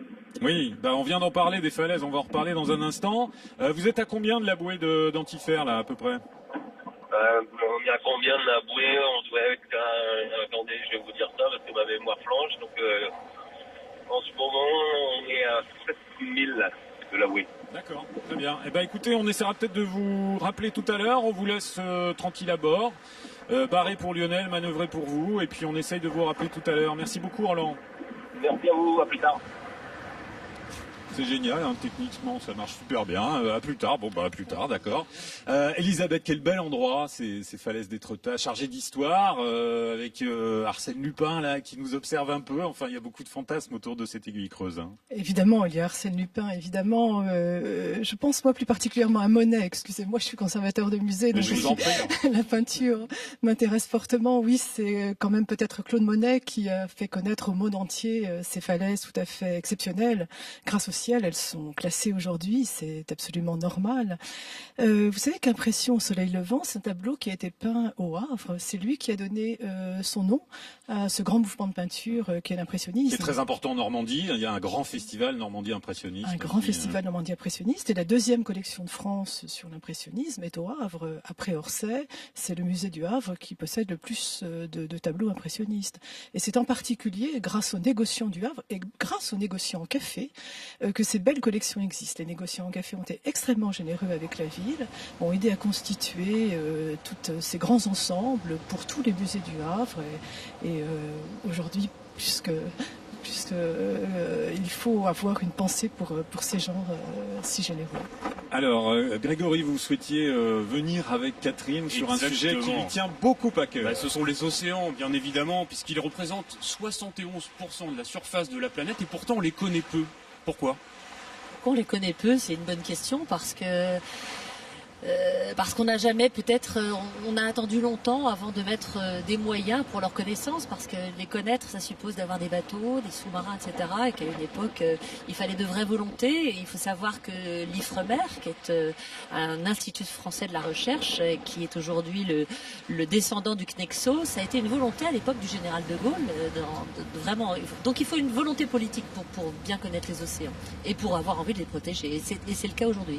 Et j'ai appris qu'ils fournissaient 50% de l'oxygène de l'atmosphère. Absolument. Alors ça, c'est un sujet. Les océans fournissent, on parle toujours des forêts, le premier poumon de la planète. Le second, voire même le premier, ce sont les océans, grâce à la photosynthèse que le plancton réparti à la surface des océans réalise.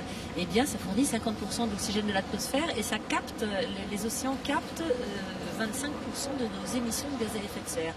Et donc, c'est un sujet effectivement qui me préoccupe beaucoup aujourd'hui, mais je ne suis pas la seule, on est très nombreux à vouloir, à l'occasion des négociations climatiques que la France accueille à la fin de l'année, la COP21, faire entendre la voix de l'océan, parce que les océans ne sont pas dans la négociation et nous souhaiterions qu'ils soient présents, qu'ils soient intégrés dans les négociations climatiques. Comment faut-il faire alors ? Pour l'instant, il faut se mobiliser, il faut déjà faire comprendre. Je pense qu'il y a beaucoup de pédagogie. Il y a plein de choses qu'on ne comprend pas. C'est à la fois le rôle de l'océan dans l'équilibre du climat, les impacts aussi que l'océan subit du fait des changements climatiques. Donc on a besoin de mettre des moyens pour cette connaissance. On a besoin aussi de faire comprendre à tout un chacun le lien que nous, terriens, nous avons aussi avec la mer. Et donc ça passe par de la pédagogie. On a monté une plateforme océan et climat avec beaucoup d'institutions, de centres de recherche, d'associations environnementales ou d'associations d'entreprises pour faire entendre cette voix-là. Et voilà. On va retourner voir Laurent et Jean sur la vedette, alors qu'on a une super image de massif là, qui commence à accélérer sérieusement, et Sodebo aussi. Non. Voilà. Eh ben écoutez, oui, on est... Ça cause. Qu'est-ce qui râle là? Laurent, est-ce que vous m'entendez sur la vedette? Ouais. Vous nous entendez? Ouais, très bien, allez-y, on vous écoute. Vous écoute. Non, on voulait simplement vous dire avec Jean qu'1h10 après le départ, il y a deux patrons qui viennent de reprendre les rênes de la course, Paul Meillat avec Michel Desjoyaux, et puis Massif avec François Gabard. Avec Keguiner aussi.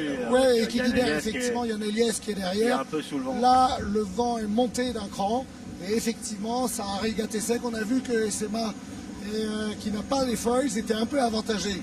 Ah bah oui, parce que là, en fait, les bateaux qui n'ont pas de foils peuvent mettre leur dérive.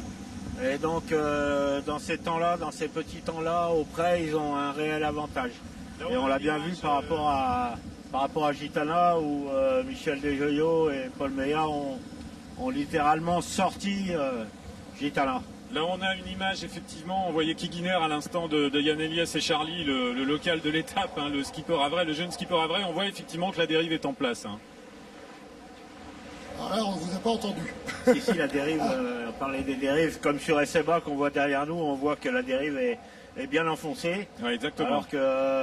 Alors que sur Gitana, bon, le foil ne peut pas être mis dans l'eau parce que c'est un appendice qui va l'handicaper parce qu'il va traîner beaucoup trop d'eau. Et en direct avec la caméra embarquée, Michel Desjoyaux à la manœuvre, voilà, on revient dessus et qui observe le vieux loup de mer Michel Desjoyaux qui a toujours plus un tour dans son sac et qui va sans doute faire des choses encore sur cette Transat Jacques Vabre. On vous rend la parole, Laurent et Jean. Oui, simplement qu'effectivement, ça fait partie, toi, de tes favoris, Jean. C'est-à-dire ceux qui n'ont pas de foils vont être un peu avantagés compte tenu des conditions météo jusqu'au bout. Non, c'est sûr que là, on est dans des conditions météo où le vent est relativement faible. Donc c'est évident que dans ces conditions-là, les foilers n'ont pas d'intérêt, n'ont pas d'avantage, ont même un très gros handicap. Et on le voit d'ailleurs. Mais bon, après, les appendices des foils vont être plus favorables quand les vents vont forcir et que l'allure va être un peu plus portante. Alors, on voit que les choix sont en train de se préciser. Changement de toile et de voile à bord de massif aussi. Parce qu'on sait que le vent va forcer progressivement. Le vent forcit et là, ils ont à faire du prêt. Donc François et Pascal sont en train de rouler leur grande voile d'avant pour garder leur J2, enfin leur voile de prêt pour aller préparer un virement de bord pour aller chercher la prochaine marque. Merci messieurs, à tout à l'heure. Un petit mot quand même du parcours, puisque là ils sont toujours dans les parages du Havre, hein. Ils vont aller virer les bouées là-haut à Etretat avant de prendre la route du Brésil. Ça veut dire passer la pointe du Cotentin, ça veut dire passer la pointe de Bretagne, et puis vous le voyez ensuite descendre tout l'Atlantique, 5400 000, ça fait aller à quelques centaines de kilomètres près, 10 000 kilomètres, pour aller rejoindre Itajaí au Brésil. Et ce lien avec le Brésil, il a eu quand même des conséquences architecturales sur la ville du Havre.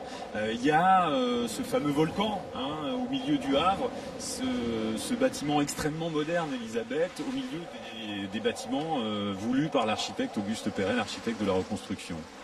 Oui, alors vous parlez d'Auguste Perret, c'est très important à parler au Havre puisqu'il a reconstruit une grande partie de la ville, 30% de la ville, qui est tombée pendant la guerre, pendant les bombardements. Et ce centre reconstruit comporte un monument tout à fait étonnant, qui est un monument de Niemeyer, qui est aujourd'hui la scène nationale et qui va bientôt être aussi abriter la bibliothèque, la médiathèque du Havre. Et il y a tellement de liens avec le Brésil, tellement de liens avec le Brésil. D'abord, le Brésil est un peu notre voisin, puisque nous avons quand même une frontière commune, il ne faut pas l'oublier. Je parlais tout à l'heure des échanges au XVIe siècle avec le Brésil pour ce fameux bois tinctorial. Mais il y a aussi, alors au XIXe siècle, au milieu du XIXe siècle, de grands échanges autour de café. Des bateaux qu'on appelait des clippers, qui étaient des bateaux extrêmement véloces, rapides, élégants, qui transportaient aussi des passagers, faisaient sans arrêt la route entre le Brésil et la France et transportaient jusqu'à 450 tonnes de café. Vous savez que le café au Havre, c'est une grande histoire, c'est une vieille histoire. La Chambre de commerce du Havre en 1930 donnait le ton à la Chambre de New York, donc il faut le savoir. Et aujourd'hui encore, c'est le deuxième port du café après Anvers. Oui, c'est le deuxième port mondial d'importation de café. C'est resté, effectivement. Et alors, une fois qu'on a pris la mer, qu'on a lâché le Havre et qu'on est descendu, qu'on a fait 5400 km, on se retrouve au Brésil. Avec un peu de chance, on a gagné. Et là, il y a un état d'esprit mental très très spécial aussi. Lequel? Déjà, on est arrivé dans un beau pays, il fait chaud par rapport au départ. On passe de l'automne au printemps d'ailleurs. C'est pour ça qu'on fait des transats en novembre en Europe, hein. C'est pour aller chercher le soleil là-bas de l'autre côté. Hein. Oui, et puis c'est l'aboutissement d'une belle aventure la plupart du temps, parce que même si on n'est pas premier, on a traversé, on a vécu des choses importantes, souvent importantes. En fait, il y a le côté victoire, mais aussi le côté dépassement de soi, faire le meilleur que ce qu'on puisse faire. Donc ça, c'est important. Les arrivées là-bas sont souvent magiques, d'autant que souvent les premiers viennent assister aux arrivées des suivants, et ça, c'est ce côté solidarité entre les skippers. Il y a beaucoup de respect. Beaucoup de respect. Confirmé, Catherine? Oui, tout à fait, mais j'ai envie de dire aussi. Il y a des sports où il y a moins de respect, j'ai l'impression. Non, il y a vraiment du respect en général entre les marins. J'ai envie de dire que la victoire, elle n'est pas forcément aussi sur le podium, que la victoire, quand on est marin, elle est parfois aussi tous les jours, au travers de dès qu'on arrive à résoudre des problèmes techniques qu'on rencontre en mer. Je peux vous dire que la victoire, il y a la petite victoire personnelle, voilà. Et je pense que de naviguer en solitaire ou en double, en petit équipage comme ça apprend justement à découvrir le potentiel que l'on a. Ouais, je dis souvent, pas être sur l'enjeu, mais bien sur le jeu. Et quand on est de retour sur la terre ferme après des semaines et des semaines parfois de navigation, il y a une sorte de blues Catherine? D'abord, on est content de retrouver la famille, les copains. C'est bon de retrouver la terre, de retrouver la verdure, surtout quand on a tourné pendant longtemps. Moi, mon premier Vendée Globe a duré 140 jours. Alors c'était voilà. Après, l'avantage qu'on a, c'est qu'on finit une histoire. Nos histoires ont un début et une fin. Ça, c'est vraiment beau. Et après, oui, effectivement, il faut reconstruire autre chose pour éviter éventuellement blues. Mais en général, on enchaîne avec d'autres projets. On parlait de victoire. On va revoir des images d'il y a 2 ans. La victoire de Vincent Rioux et Jean Le Cam, justement. Qui avait gagné là-bas à Itajaí avec le monocoque PRB. Itajaí au Brésil, effectivement, ville de bord de mer qui est pas désagréable et c'est toujours une ambiance un peu particulière à cette victoire. Il y a beaucoup de musique, beaucoup de fêtes, beaucoup de joie. Les gens viennent dans le village de la course et ça danse et voilà. Et les 4 vainqueurs dans les 4 catégories et on voit Jean là donc à l'image avec Vincent Rioux à côté de Fabien Delay et Sébastien Roch qui l'avait emporté en classe 40. Jean, vous vous souvenez encore bien sûr de cette victoire il y a 2 ans, c'est fiesta quand même là-bas un peu, hein. On est content d'arriver et en plus quand on a gagné. Ah bah arriver c'est déjà du bonheur, mais arriver en vainqueur, là c'est le summum. C'est vrai qu'avec Vincent on avait eu une petite angoisse quand même avec PRB puisqu'on s'était arrêté dans les îles du Cap-Vert pour changer de safran parce qu'on avait eu un petit souci de safran. Et malgré ça, on a remporté cette dernière Jacques Vabre et c'est vrai que d'arriver au Brésil, à Itajaí, qui est un endroit assez magique avec des gens vraiment super, c'est à chaque fois pour nous un vrai feu d'artifice. Merci Jean. Thibaut, tu parles de ça. Thibaut Vauchel-Camus, on s'excuse Laurent, on s'excuse. Thibaut Vauchel-Camus, on l'a au téléphone là sur le classe 40. On va aller voir Solidaire en peloton tout de suite. Thibaut, comment ça va depuis tout à l'heure? Oh, ça va un peu mieux déjà, on a retrouvé du vent. Ça s'est établi un peu, hein, ça s'est établi. Hein. Le bateau avance, la baisse est remplie. Bon, ce sera provisoire, je pense, avant un prochain coup de mistouf parce que on est encore sur l'ancien vent, il est prévu un flux de sud-est en fin d'après-midi, donc il faut encore ça donne un petit coup de tampon. Maintenant, voilà, on a une position un peu décalée dans l'ouest qui n'est pas hyper avantageuse, mais bon voilà, on apprécie le retour du vent et puis on avance. Thibaut, ça veut dire que les choses sérieuses commencent là? Les choses sérieuses commencent, exactement. Et voilà, on est dans le match, ça avance et on va mieux se projeter maintenant sur les événements qui vont venir. Donc ça y est, c'est parti pour de vrai. Merci beaucoup Thibaut, on vous lâche parce que l'image est un peu sautillante on va dire, mais on a bien compris que vous attendiez le prochain coup de mistoufle, comme vous dites, donc ok, ça marche. Gilles, l'après-course, on parlait de la victoire à l'instant, l'après-course ça se gère aussi, ça, c'est, Catherine disait on est content de retrouver la famille, les amis, mais on a aussi envie assez vite peut-être de repartir, de revivre la même adrénaline, la même aventure. Oui, je gère plus souvent l'avant-course que l'après-course. Parce qu'ils sont des fois un peu incontrôlables c'est sur l'après-course, parce qu'il y a plein de choses à fêter, plein de partages d'histoire. Hein. Il y a beaucoup de partages d'histoire, mais par contre, effectivement, dans le temps, moi, mon travail, souvent, il consiste à revivre quelques événements de course, ceux qui se sont bien passés et ceux qui se sont moins bien passés, pour pouvoir justement progresser dans les comportements. Donc moi, c'est l'après-course, on va dire. Vous débriefez avec eux? Bien sûr, oui. C'est souvent d'ailleurs le thème principal. En fait, je pense que ce qui est important, c'est d'ancrer le côté mental, le côté coaching, l'ancrer vraiment qu'il y ait du sens. Donc sur des expériences vécues bonnes, parce qu'il faut pouvoir voir ce qui s'est passé et pouvoir peut-être les reproduire dans des contextes différents. Et puis aussi peut-être celles qui se sont moins bien passées pour voir si on n'a pas peut-être des ajustements de comportement à avoir. Et tout le travail a du sens à partir du moment, et je pense que les marins, ils apprécient justement de partir vraiment de choses très réelles et de les faire revivre un peu ces situations-là pour pouvoir progresser. Catherine Chabot, vous avez l'intention de bientôt avoir un voilier du futur. Qu'est-ce que ça veut dire, ça? Oui, c'est vrai que depuis plusieurs années, étant sensible à cet avenir de la planète, j'ai envie de voir, comme hier, j'essayais de mettre au point avec d'autres un bateau le plus rapide possible, c'est essayer de mettre au point un bateau le moins impactant possible. Et je trouve que ça relève de la même gamberge intellectuelle, c'est-à-dire que d'essayer de regarder du côté des matériaux ce qu'on peut faire, c'est un sujet sur lequel Roland Jourdain travaille aussi avec les biocomposites. Comment on arrive à essayer de développer un bateau autonome en énergie comme Victorien et Russard, essayer de travailler sur les peintures anti-fouling, sur le traitement des eaux, traitement des déchets. Sur un bateau, on travaille avec notamment l'architecte Marc Van Petegem, dont le cabinet a signé plusieurs bateaux, et notamment des multicoques dans la Transat Jacques Vabre. Marc a en projet un moteur éolien. C'est une aile rigide, comme les bateaux de la coupe, dans laquelle il faut arriver à prendre des riz et qui serait développée non seulement pour la plaisance, mais aussi pour les cargos, etc. Merci Catherine. On va aller, Laurent, vous avez 30 secondes. Comment ça se passe en tête de la course, là, sur votre vedette avec Jean Le Cam? Comment ça se passe?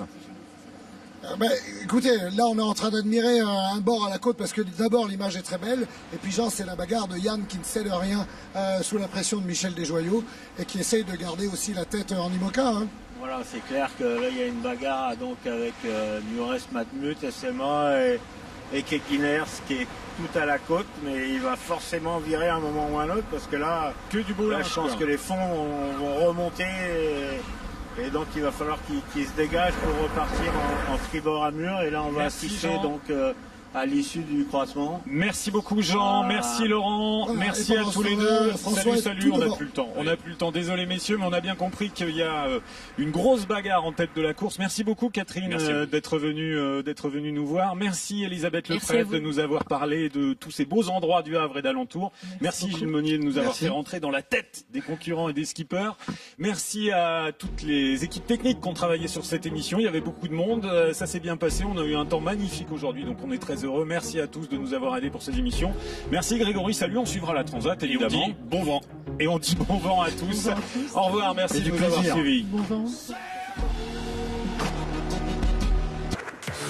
Une fantastique chevauchée vous attend. Alors en course, au galop et en direct, tout de suite sur France 3. Coupe de la Ligue, 5 matchs en simultané sur France 3. Lille reçoit 3 pour un choc entre Ligue 1. Les Niçois de Claude Puel défient la surprenante équipe de Caen. Toulouse reçoit Auxerre, la spécialiste des coupes. Les Canaries doivent prendre leur envol sur le terrain de Bourg-en-Bresse. Et Lorient accueille des Montpelliérains en recherche de victoire. À chaque région son match, à chaque match son émotion. En route vers le trophée, Coupe de la Ligue, mercredi à 20h50 sur France 3. Retrouvez la Coupe de la Ligue sur France 3 avec Point P. Et avec FDJ.